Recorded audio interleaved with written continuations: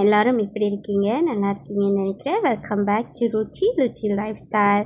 தேங்க்யூங்க இவ்வளோ நாள் எங்களுக்கு சப்போர்ட் பண்ணி எங்கள் சேனலை சப்ஸ்கிரைப் பண்ணி பார்க்குறதுக்கு. இன்றைக்கி ஒரு இன்ட்ரெஸ்டிங்கான குக்கிங் விலாக் தான் உங்களோட ஷேர் பண்ண போகிறேன். ரெசிபி இது வந்து ஆட்டு நுரையீரல்.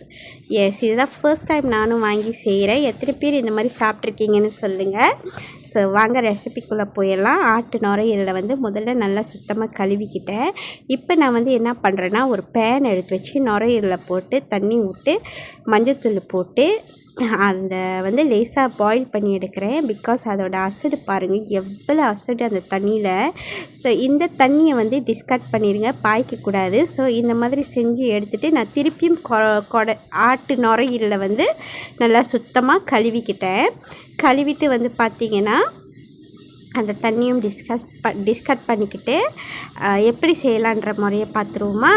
ஒரு பேன் எடுத்து எண்ணெய் விட்டு பெரிய சீரகம் போட்டுட்டேன். பெரிய சீரகம் போடணுன்னே வெங்காயத்தை போட்டுட்டு இஞ்சி பூண்டு பேஸ்ட்டை போட்டு நல்லா பச்சை வடை போகிற அளவுக்கு வதக்கிக்கோங்க.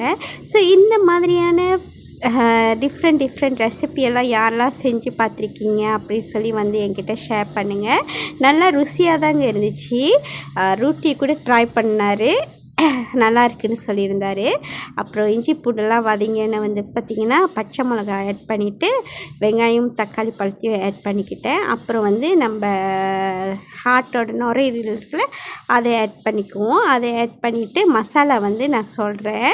நான் வந்து இதுக்கு ரொம்ப மசாலா போடல. என்ன போட்டிருந்தேன்னா தனி மிளகாய்த்தூள், மஞ்சத்தூள், மல்லித்தூள், கரம் மசாலா, கசகசா அண்ட் ஆல்சோ பிளாக் பெப்பர் தூளுங்க. இதுதான் மசாலா. ஸோ இதையும் போட்டு நல்லா மிக்ஸ் பண்ணி விட்டுட்டு தண்ணி விட்டு நல்லா வேக வச்சுக்கோங்க.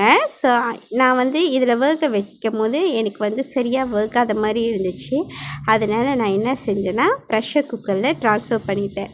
அப்புறம் வந்து அதுக்கு முன்னைக்கு கொஞ்சோண்டு தேங்காய் பாலும் விட்டுக்கிட்டேன். தேங்காய் பால் வந்து ஆப்ஷனல் தான், உங்களுக்கு வேணும்னா விட்டுக்கோங்க, வேண்டாம்னா ஸ்கிப் பண்ணிக்கலாம். ஓகேவா? பாருங்கள், இப்போ தாங்க நான் தேங்காய் பால் சால்ட் போட்டுட்டு தேங்காய் பாலும் போடுவேன். தேங்காய் பால் ஊற்றிட்டு நான் வந்து அப்படியே ப்ரெஷர் குக்கருக்கு மாற்றி ஒரு 4-5 விசில் விட்டேங்க. ஸோ நீங்கள் எவ்வளோ எடுத்துருக்கீங்கன்னு பார்த்துட்டு எந்த அளவுக்கு உங்களுக்கு வந்தால் பிடிக்குமோ அந்த அளவுக்கு நீங்கள் வந்து விசில் விட்டுக்கலாம். ஸோ இந்த ப்ரெஷர் குக்கர் நீங்கள் வாங்கணும்னு நினச்சிங்கனாலும் நம்மளோட டிக்டாக் மஞ்சள் பையில் இருக்குது. ஸோ செக் அவுட் பண்ணி பாருங்கள், பிடிச்சிருந்துச்சின்னா பர்ச்சேஸ் பண்ணிக்கோங்க. ஓகேங்களா?